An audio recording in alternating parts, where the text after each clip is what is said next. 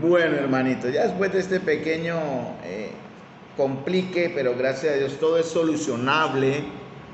En realidad, hermano, lo único que no se puede solucionar es cuando nos tengamos que presentar delante del Señor. Y digo solucionar porque en verdad, hermanos, llega el momento en que estaremos delante del Señor, tal como somos, para entregar cuentas de lo que hicimos mientras estábamos en el cuerpo, sea bueno o sea malo. Y en el caso de hoy, para terminar el círculo de la fe, esta mujer de la cual está hablando Marcos capítulo 5, vamos a ver los últimos versos. Marcos capítulo 5, versículo 30, desde el 30 fue donde quedamos. Marcos capítulo 5, versículo 30.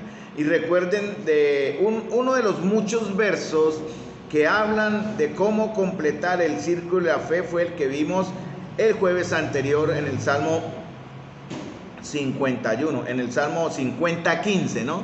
Lo voy a leer en la versión Nueva Traducción Viviente. Dice: luego llámame cuando tengas problemas, yo te rescataré y tú me darás gloria. Y aquí es el final, en verdad, de la obra del Señor. Es como decir, es el principio. Hay un principio, nuestra necesidad. Cuando nuestras opciones se acaban, Dios, el Señor, nos lleva a buscarle. Tenemos que encontrarnos con nuestros vanos esfuerzos para hallar la solución a nuestros problemas. Tenemos que enfrentar nuestro fracaso, hermanos, por causa también del pecado en el que vivimos, de la situación por la cual estamos pasando.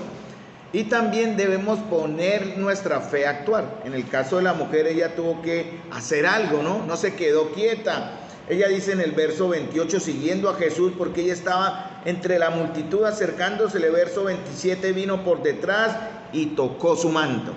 Y eso es lo que hemos tratado de aprender, hermanos, y de ver en esta serie sobre Marcos. Realmente cómo tocar a Jesús, ¿no? Las situaciones que estamos viviendo, hermanos, sí o sí nos deben llevar a tocar a Jesús. En realidad, Jairo en cierta manera lo hizo también al estar llevando a Jesús hacia su casa, ¿no? En verdad, ahí donde vamos a comenzar ya en el verso 36, ¿no? Porque mientras él aún hablaba, en este caso el Señor paró, el Señor se detuvo, ¿no? Y bueno, pero sigamos aquí en el verso 30 en adelante, porque el Señor dice: luego, conociendo en sí mismo el poder que había salido de él, volviéndose a la multitud, dijo: ¿quién ha tocado mis vestidos? Cuando estamos en la presencia del Señor, nosotros, hermanos, debemos sentir o activar o manifestar el poder de Dios, hermanos. Por ejemplo, el poder de Dios se manifiesta cuando oramos. Debemos ver el poder de Dios cuando oramos. No solamente si hay o no hay respuesta, porque eso es la soberanía de Dios, pero sí en la comunión que compartimos nosotros en una oración sincera, franca, honesta y delante del Señor. Una conexión entre el alma y el espíritu, ¿verdad? Que mueve en verdad a que nos olvidemos de muchos otros factores. Por eso algunos en algún momento ayunamos, ¿no? Apartamos un tiempo especial para el Señor, donde nos abstenemos de otras cosas, algunos alimentos, otras diversiones. Bueno, un tiempo que es solo para el Señor, hermano. Eso es el ayuno en verdad. Claro que el verdadero ayuno que habla la Escritura, dice en Isaías cuál es, ¿no? ¿Cuál es el ayuno? El verdadero ayuno es estar atento y pendiente de las necesidades de otros para ayudarles. Eso es lo que el Señor en cierta manera dice en Isaías también, ¿no? No solamente que estemos guardados en el cuarto ahí, como no caer en el pecado de los fariseos, que cambiaban su rostro para que los demás vieran que ayunaban. No, el Señor dice: en verdad, tú entra a tu cuarto y en lo secreto de tu cuarto ora. Esta mujer, yo creo que se había cansado de orar, buscar solución, pero había escuchado hablar del maestro, del Mesías, de ese hombre bueno que hablaba cosas buenas y hacía cosas maravillosas. Y por tanto, ella quiso ir a buscarlo. Fue y lo buscó. En realidad hay que ir y buscarlo, ¿no? Por eso en el Salmo 50:15 dice: luego llámame cuando tengas problemas. Hermanos, cuando tenemos una situación de angustia, es acercarnos al Señor, es entrar a su presencia, ¿no? En realidad es llegar a buscar, a tocarle. Esa es la idea de lo que el Señor quiere cuando dice: luego llámame, es cuando tengas problemas. Y Él dice: yo te rescataré. No dice cuándo nos rescatará, Él dice: no rescatará. Y Él tiene un proceso. En el viaje de Israel hacia Canaán, el Señor los llevó por 38, 40 años a andar y andar en diversas jornadas, diversas etapas. Y en algunas de esas etapas Él los devolvió. Se ven los mapas, si ustedes ven los mapas del viaje de Israel hacia Canaán, un momento durante esos 40 años que llegaban a un punto y el Señor los devolvía. ¿Y por qué los devolvía? Porque no aprendieron la lección. Cada etapa era una lección aprendida, corregida y avanzaban hasta llegar a Canaán, ¿no? La tierra prometida. Esa es la historia de nuestra vida como creyentes, hermanos. Nosotros también estamos en etapas. Algunos están en etapas de salud, etapas difíciles. Otros están en etapas emocionales. En su hogar ha corrido peligro. Su hogar necesita ser rescatado, sus hijos, sus esposos, esposas, enfermedades, partes laborales. Hay muchas maneras en que el Señor va a probar nuestra fe. Y hasta que no aprendamos, el Señor en realidad no va a dar salida a esa prueba, en realidad. Podemos decirlo así. Entonces, hermanos, pero aún así, aunque estamos por fe en el verso, en el Salmo, yo había dicho, Salmo 50, 15, yo te rescataré. El Señor no dice cuándo, el Señor dice, lo voy a rescatar. Él no dice en qué momento. Por ejemplo, Pablo habla de su aguijón en la carne, ¿verdad? El aguijón en la carne de Pablo no sabemos hasta qué momento él lo tuvo, si en algún momento el Señor lo quitó. Lo importante es que vamos a la última parte del verso, ¿no? Que dice, y tú me darás gloria. Entonces, el Señor en verdad quiere que nosotros, aunque por fe no veamos la respuesta, hermanos, le demos gloria. Quiere decir, entendamos la alabanza, que es entender su voluntad y comprender que Él es bueno. Al entender su carácter, hermanos, también entendemos que Él no cambia. También entendemos que Él va a ser fiel. También entendemos que hará cumplir sus palabras. También entendemos que Él es misericordioso y lleno de gracia. Hermanos, así no veamos el rescate que tanto anhelamos, ya sea en la salud, en la economía, en lo familiar, en todas las áreas. Hermanos, debemos es dar gloria. Recuerden el caso en Lucas 17, 17, si conocen el caso de los leprosos, ¿se acuerdan?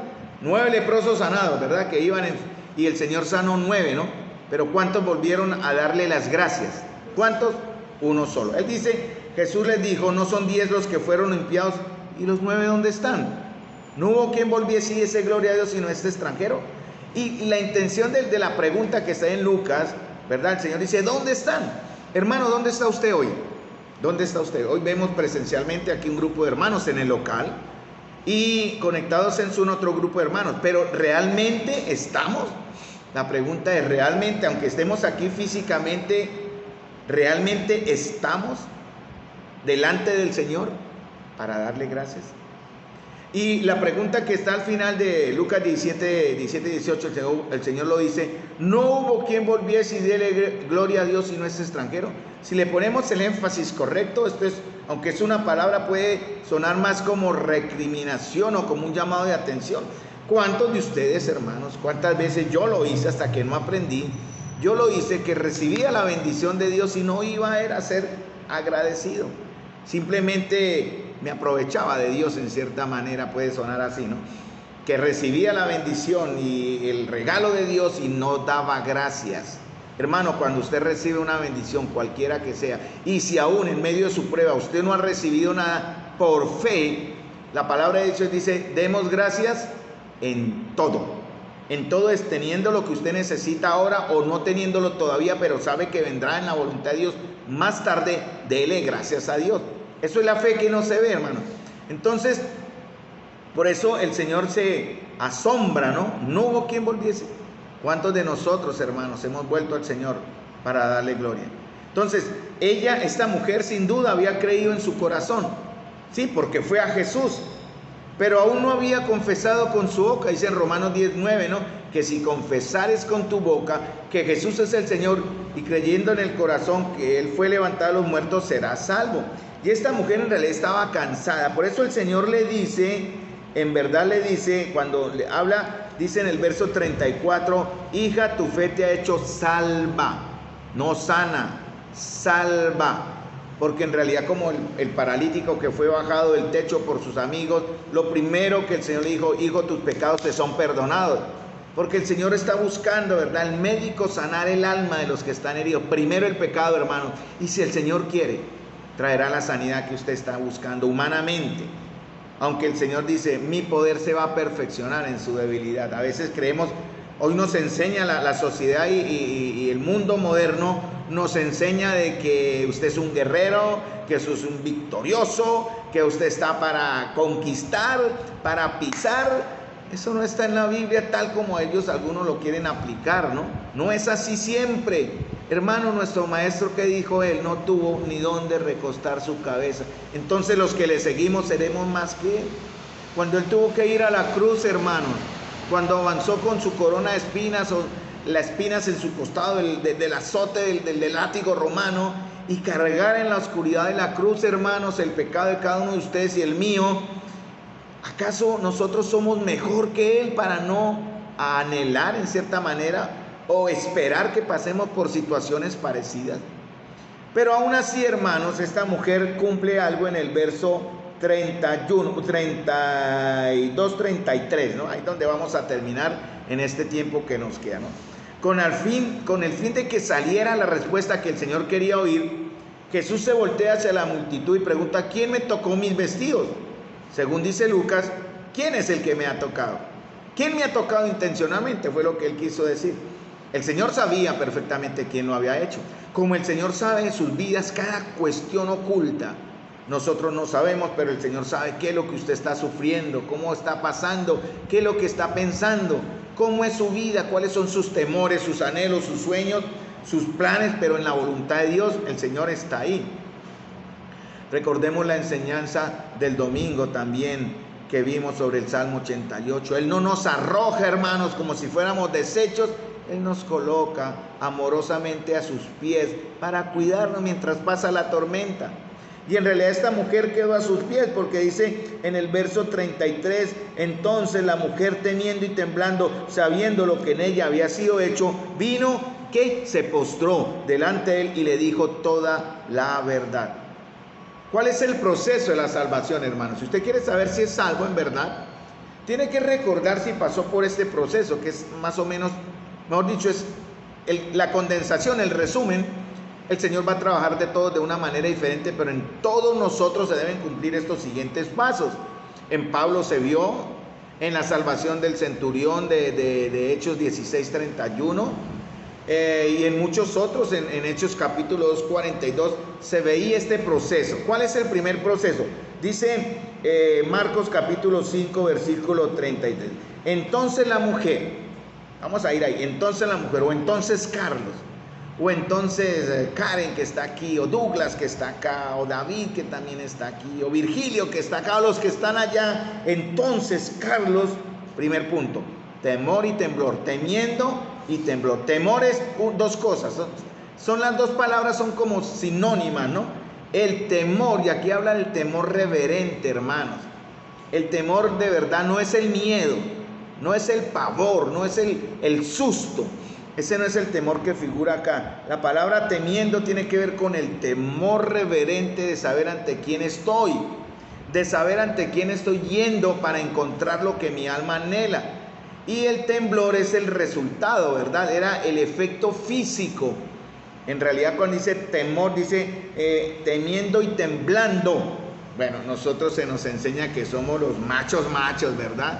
Pero hermanos, delante del Señor hay que, como dice la Escritura, que nuestras piernas se debiliten, como que nuestros lomos se descoyunten y caigamos delante del Señor temblando. Esa es la palabra real, hermanos.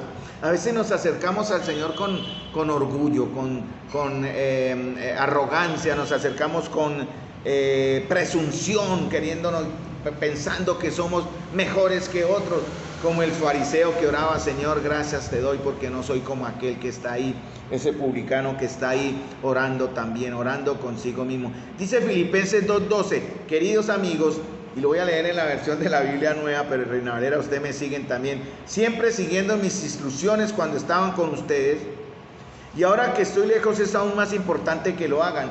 Esfuércense por demostrar los resultados de su salvación, obedeciendo a Dios con tremenda reverencia y temor. Son las dos palabras parecidas aquí, ¿no? Reverencia y temor. Obviamente, hermanos, recuerden, nos estamos presentando delante de un Dios que es santo, un Dios de juicio, un Dios perfecto. Entonces hay que hacerlo con la misma reverencia que lo haríamos ante un gobernante humano. Y en todo lo que vamos a ver aquí es de Marcos 4:34, que venimos en el proceso de cómo vencer el temor por medio de la fe, ¿no? En la tormenta, el gadareno, la enfermedad de la hija de Jairo, su muerte, que es lo que vamos a ver el próximo jueves, y la sanidad de esta mujer, se resaltan ambos temores: el miedo, que es la cobardía o el pánico, y el temor, que es el temor reverente. El principio de la sabiduría es el temor a Dios, dice en Proverbios. Y cómo la fe es parte de ese temor, ¿verdad? Hablo del temor reverente, no del temor de cobardía. La palabra de Dios dice que no nos ha dado Dios espíritu de cobardía, sino de poder, amor y dominio propio. Cobardía es eso, cuando usted se asusta. Hay personas, sobre todo las personas de cierta edad, nuestros abuelos, padres, viven en continuo temor, no les gusta ser sacados de ambientes seguros, se asustan por cambios repentinos. A todos nos pasa, hermanos, créanme. Hay momentos en que yo llego y me cambian mis rutinas y yo siento temores. Pues yo estoy acostumbrado a una serie de pasos, pero es porque ya soy viejo y en realidad espero, no quiero llegar a eso, obviamente, pero a todos nos puede pasar, ¿no? Tenemos una vida ya organizada y esos cambios repentinos nos van a traer miedo, susto. Por eso hay que ejercitar, ¿no? Practicar, madurar nuestra fe, hermanos, para que cuando esos momentos lleguen no afecten ni nuestra mente ni nuestro corazón con esos miedos. Segundo, dice acá, verso 33 de Marcos 5, entonces la mujer temiendo, o entonces Carlos, o entonces cada uno de ustedes temiendo y temblando, ¿qué dice? Sabiendo lo que en ella había sido hecho. Entonces ella tuvo conciencia de su condición, ¿cierto? Ella supo que tuvo un resultado. Como aquí estamos hablando de la salvación, hermanos, sería bueno preguntar, ¿cómo tienen ustedes conciencia? ¿Cómo saben ustedes lo que en ustedes ha sido hecho? O sea, ¿cómo sabemos que ustedes en realidad son salvos? Esa es la palabra, la misma pregunta, ¿no? ¿Cómo demostrar? ¿Cómo decirme, mostrarme a mí mismo de lo que el Señor ha hecho en mí? ¿Cierto? En mí. Hermanos, hay un cambio. La palabra de Dios dice en Ezequías, dice que cambiaré un corazón de piedra y pondré un corazón de carne. Y ustedes pueden mirar en sus vidas, los que están allá en Zoom y los que están acá, sabiendo, la palabra sabiendo es teniendo conciencia, entendiendo, ¿cierto? Comprendiendo lo que en ella o lo que en nosotros había sido hecho. ¿Qué es lo que en realidad el Señor ha hecho? Sería la pregunta más grande. ¿Qué es lo que el Señor en verdad ha hecho en nosotros? Y la Escritura, ¿qué dice, hermanos? ¿Qué es lo que el Señor ha hecho en nosotros? Pregunto. Nos ha hecho nuevos, muy bien. ¿Qué más? Denme efectos que ustedes hayan visto en sus vidas de lo que el Señor ha hecho. En este caso la mujer dice, porque dice, sintió en el cuerpo que estaba sana de aquel azote. Pero antesito de eso ella descansó en realidad. Era una mujer moribunda también. Y estaba pensando antes que en su sanidad física, más bien su sanidad espiritual. Entonces, nuevas criaturas. ¿Qué más? ¿Cómo me muestran ustedes o se prueban ustedes a ustedes mismos de lo que el Señor ha hecho en sus vidas? ¿Qué otra cosa? A ver, pueden abrir el micrófono y dicen ahí. Ya habló una hermanita, no supe quién porque volteé la pantalla. Y aquí los están viendo los hermanos que están aquí reunidos. Frutos, ¿verdad? ¿Cómo qué? Deme un fruto, Douglas. Douglas dice... muy bien, hay un cambio de vida, ¿no? Vicio, ¿cierto? Cambia una vieja naturaleza y empieza una nueva, aunque la vieja sigue luchando, ¿no? En una agonía, pero si usted le da como, ella le va a dominar, pero no, hay que matarla, maten vuestras pasiones, dice la Escritura, quítense de vosotros, ¿no? Vístanse, dice en Efesios 5, nuevos deseos. Antes nosotros no orábamos, simplemente no buscábamos del Señor, un deseo congregarnos, un deseo de comunión, un deseo servicio, cosas que Dios ha hecho, un deseo amarnos, perdonarnos. Otro deseo que Dios ha hecho es la seguridad de la vida eterna, hermanos. Próximamente, cuando el Señor me permita, hablaremos de esa seguridad que nos viene mostrado en Eclesiastés, en Cantares capítulo 2, versículo 8 y versículo 13, ¿no? Cantares se puede ver de tres maneras, ¿no? Una es la relación entre Israel y Dios, la relación entre Cristo y la iglesia, o la relación entre la Sunamita y Salomón. Se pueden ver esos enfoques porque la aplicación escritural y eso tiene su apoyo en el resto de la escritura. Y vamos a ver en esa aplicación cuando llegue el momento cómo la Sunamita, esa morena que habla en cantares, anhelaba, esperaba a su amado. Se le llama en Cantares 2:8. He aquí mi amado, oigo su voz y mi amado viene. Hermanos, es verdad, sería verdad si decimos que Jesús es nuestro amado.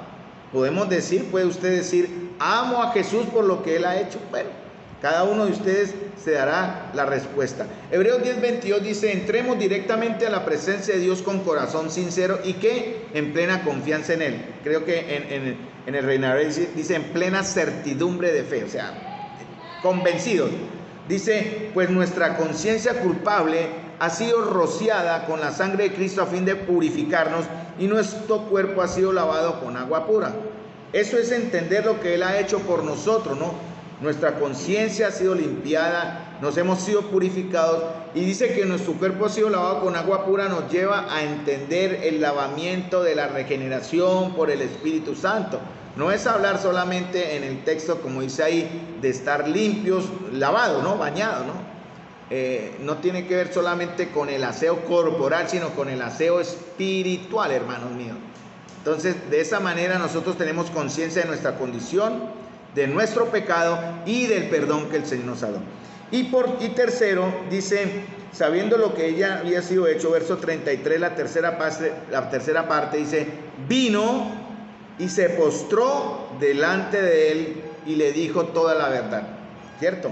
Vino, 1, 2, se postró delante de él, 3, le dijo toda la verdad. Eso es búsqueda, adoración y confesión. Entonces, ¿cómo sabemos que en verdad nuestro proceso de salvación está avanzando? Entonces, les repito, porque hay temor reverente delante del Señor en verdad. Porque tenemos conciencia de nuestra condición, del pecado y el perdón que hemos recibido. Y por último, le buscamos, le adoramos y confesamos. Vino, se postró delante de él, no es delante en el confesionario, delante del cura, eso no existe, es pecado. No es delante del pastor o del líder de venir a consejería, es diferente, pero los pastores no perdonan pecados, tampoco vengan a decir eso. Hay que ir al Señor, hermanos, y también dice, le dijo toda la verdad. Algunos de nosotros nos gusta disimular el pecado, ¿verdad? Bueno, por lo menos yo ya aprendí que no debo disimular. Yo lo aprendí con dureza. O sea, el Señor me dio duro. Pecado es pecado, hermanos. Y hay que llamar las cosas por su nombre. Pero a algunos nos gusta ponerle otros nombres para que suene menos doloroso y a la vez como más buscando la manera de evadir las consecuencias. No, señor, así no es. Amós 5:4 sobre la búsqueda dice, así dice Jehová el Señor, o dice Jehová a la casa de Israel, buscadme y viviréis. Solamente delante del Señor, cuando le buscamos, hay vida. Hay una retroalimentación, hermano. Nosotros buscamos del Señor y Él nos da vida. Si usted busca a Satanás, le va a dar muerte. Si usted busca al mundo, le va a dar muerte. Si usted busca la carne, le va a dar muerte. Pero si buscamos al Señor, nos va a dar vida. Salmo 138:2, hablando de postrarnos. Me postraré hacia tu santo templo y alabaré tu nombre por tu misericordia y tu fidelidad, porque has engrandecido tu nombre y tu palabra sobre todas las cosas. Cuando los judíos construían una sinagoga, todas las sinagogas tenían su puerta principal dirigida hacia Jerusalén, siempre. Entonces, si estaban hacia el norte, arriba de Israel, la puerta principal sería hacia abajo, ¿no? Mirando hacia la zona sur, porque están mirando hacia Jerusalén. Si están en el oriente, hacia el este, la puerta principal estaría mirando hacia el oeste, hacia el lado contrario. Y si están en el oeste, deberían estar mirando hacia el oriente, mirando hacia Jerusalén. Y si están en el sur, la puerta principal era mirando hacia el norte, todos hacia el centro. Dicen, y es verdad, Israel es el centro del mundo, es el ombligo del mundo, dicen ahí. Douglas va a compartir algo, diga, más altico para que aquí lo escuchen. En la disposición de la casa, la puerta no estaba hacia Israel, entonces había unas ventanas, había una ventana también que señalaba hacia Israel. Si la puerta quedaba principal de la casa, la entrada quedaba por este lado y Israel quedaba por allá, por ese lado tenía que haber que sea una ventana, porque cuando ellos se sentaban a orar tenían que orar en dirección. Amén. Gracias, Douglas. Entonces Douglas nos comparte y nos completa la idea, ¿no? Cuando la puerta no podía ya por la organización en el terreno de la casa hacia Israel, la puerta de cada casa había una ventana que sí estaba dirigida hacia Jerusalén. Yo hablo del caso de las sinagogas, el lugar donde iban, pero en las casas también se aplicaba. Muy bien, Douglas, gracias. Por eso dice el Salmo 138, me postraré hacia tu santo templo. Eso no quiere decir, hermanos, que cuando oremos, oremos hacia el norte, ¿no? El norte es, yo estoy aquí sentado y el norte es hacia el frente, en este caso hacia Israel, norte, hacia el lado derecho, varios usos horarios hacia mi derecha, se encuentra Israel subiendo hacia el norte. Nosotros estamos hacia el norte mirando hacia la Florida, Estados Unidos, pero hay que desviarnos hacia la derecha varios miles de kilómetros y encontramos a Jerusalén. No significa, yo tendría que mirar entonces hacia mi derecha, hacia el ¿hacia qué? Hacia el nororiente para enfocar. Pero el Señor no quiere decir eso. Cuando dice hacia tu santo templo, aquí ya aplicándolo en la devoción personal, esto lo hacían los judíos en su ley y también es su manera de adorar. Nosotros debemos dirigirnos hacia ¿dónde? ¿Dónde está el templo de Dios ahora? Bueno, en nuestros corazones, pero ¿dónde más?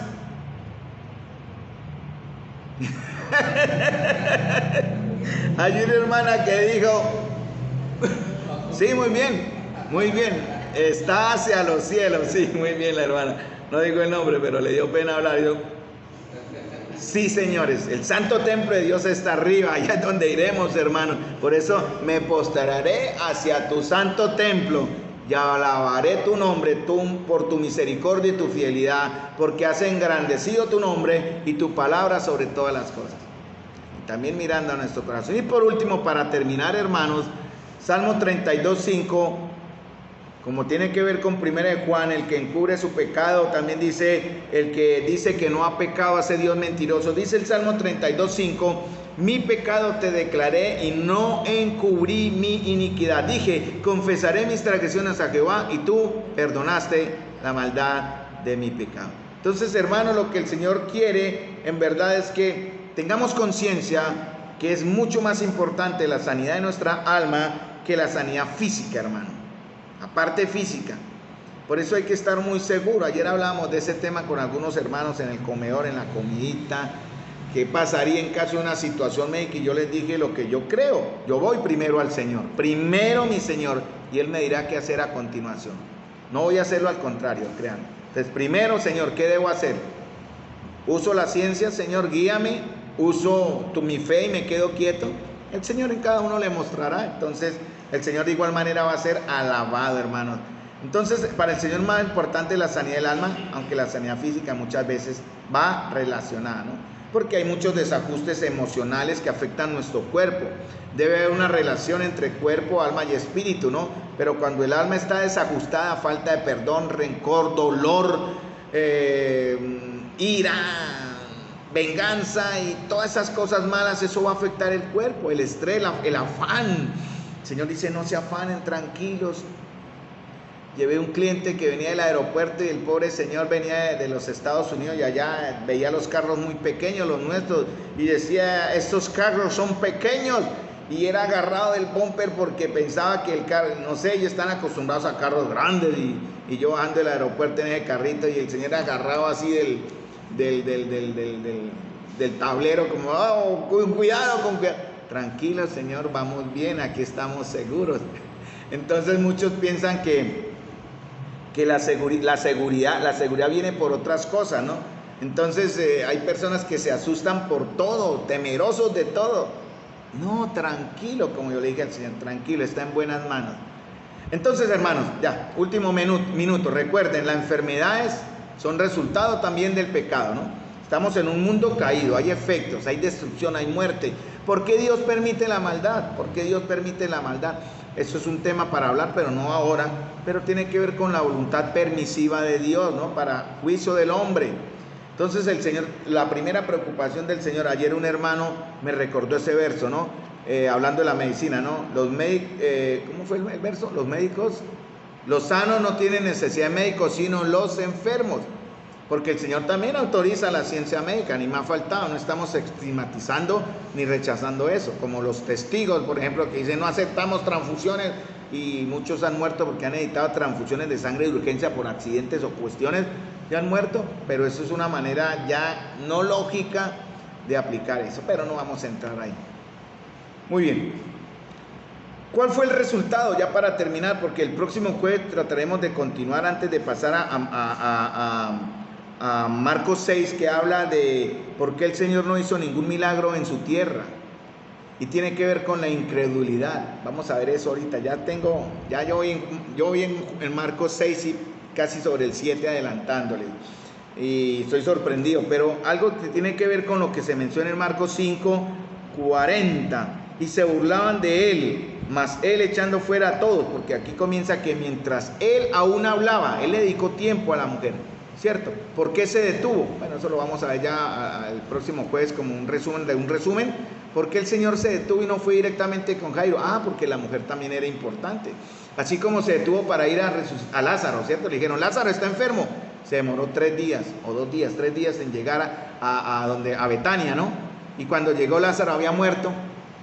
¿Y qué dijo el Señor? ¿Lloró como Marta? Digo, no, llévenme a donde están, quiten la piedra. Lázaro, ven fuera. Porque dijo él, esto es para que la gloria de Dios, ¿no? Para que sea glorificado el Señor. Entonces, hermanos, en el tiempo de Dios, el Señor se va a glorificar en su situación. Esa es debe ser nuestra idea también, ¿no? ¿Por qué se detuvo el Señor? Y lo veremos el próximo jueves, ¿no? Las 3 razones por las cuales el Señor no fue corriendo a la casa de Jairo, porque él mientras no le hablaba, verso 35, vinieron a decirle, ya no moleste, su hija se murió. Tremenda noticia, ¿no, hermano? Ya no moleste al maestro, su hija se murió. Y el resultado de esta mujer, el Señor le dijo, ve, tu fe te ha hecho salva y sé libre de este azote. El resultado, lo importante, la sanidad de su alma. Y esta mujer pudo ir feliz a empezar una nueva vida, salva y sana, ¿no? En algunos cultos dicen culto de liberación y culto de sanidad a Jehová, Jesucristo sana, salva y viene otra vez. He visto en ese orden, ¿no? Sana, salva y viene otra vez. No, señores. Jesucristo salva, después sana si Él quiere y vendrá definitivamente otra vez. Bueno, mis